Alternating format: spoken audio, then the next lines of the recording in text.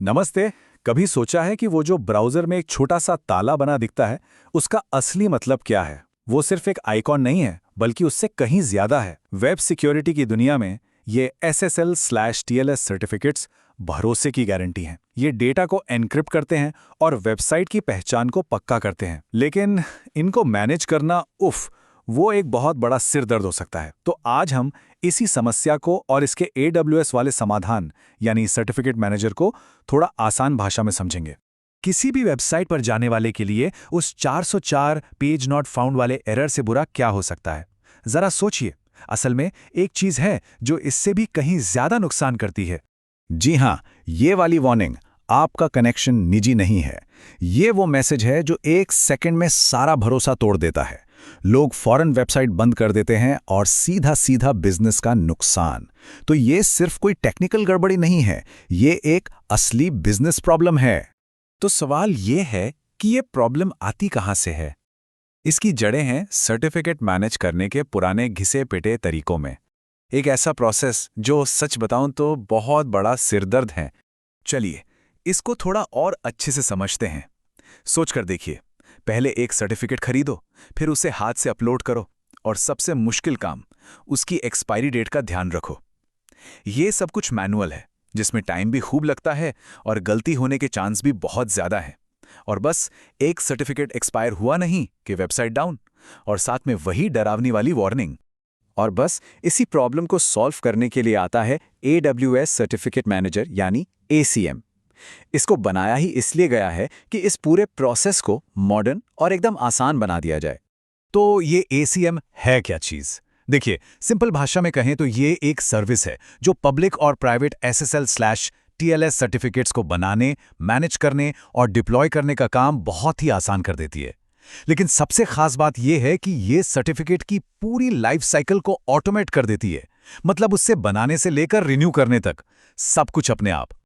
अब ACM दो तरह के सर्टिफिकेट्स मैनेज कर सकता है, पब्लिक और प्राइवेट, और इनके बीच का फर्क समझना बहुत जरूरी है। मतलब सही काम के लिए सही टूल चुनना जरूरी है ना? तो चलिए सीधे सीधे देखते हैं कि इनमें क्या फर्क है। देखिए, पब्लिक सर्टिफिकेट्स होते हैं उन वेबसाइट्स और ऐप्स के लिए जो इंटरनेट पर सबके लिए खुली हैं। इन पर ब्राउज़र आंख बंद करके भरोसा करते हैं। वहीं दूसरी तरफ प्राइवेट सर्टिफिकेट्स होते हैं किसी कंपनी के अंदर के नेटवर्क के लिए, जैसे उनके अपने सर्वर या IoT डिवाइस। यहां पर भरोसा मैन्युअली सेट करना पड़ता है। तो फिर ये प्राइवेट सर्टिफिकेट्स काम कहां आते हैं?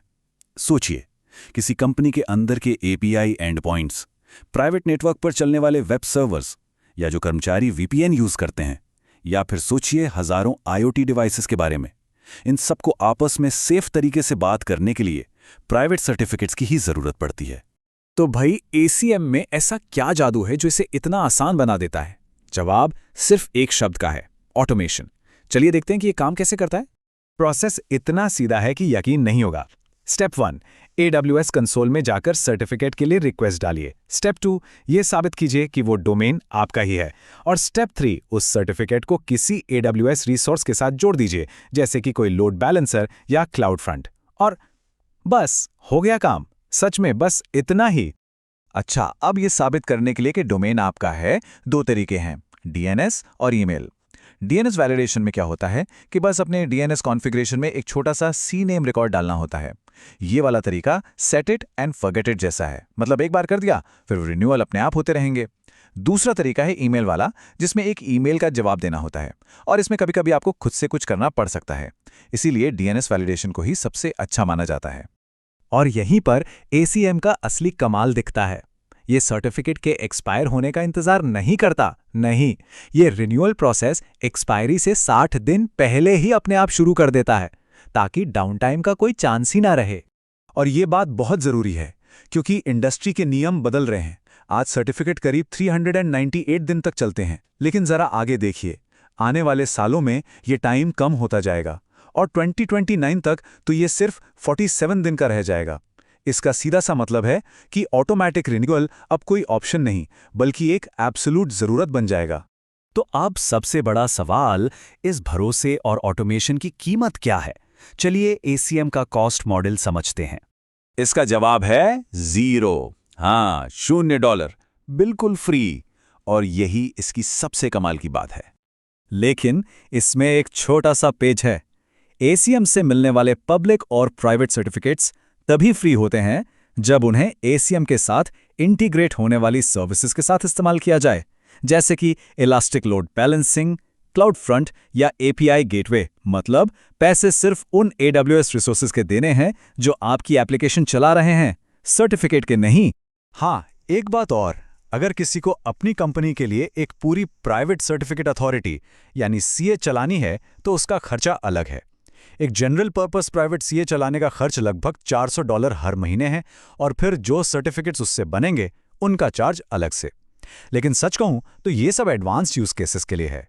तो चलिए अब थोड़ा पीछे हटकर बड़ी पिक्चर देखते हैं। आखिर एसीएम जैसी सर्विस इस्तेमाल करना इतना जरूरी क्यों है? देखिए, बात सीधी सी है। जो वेबसाइट सुरक्षित होती हैं उन्हें सर्च इंजन में बेहतर रैंकिंग मिलती है। ये पीसीआई और हिपा जैसे रूल्स और रेगुलेशंस को फॉलो करने में मदद करता है। ये एक्सपायर हो चुके सर्टिफिकेट्स की वजह से होने वाले डाउनटाइम से बचाता है।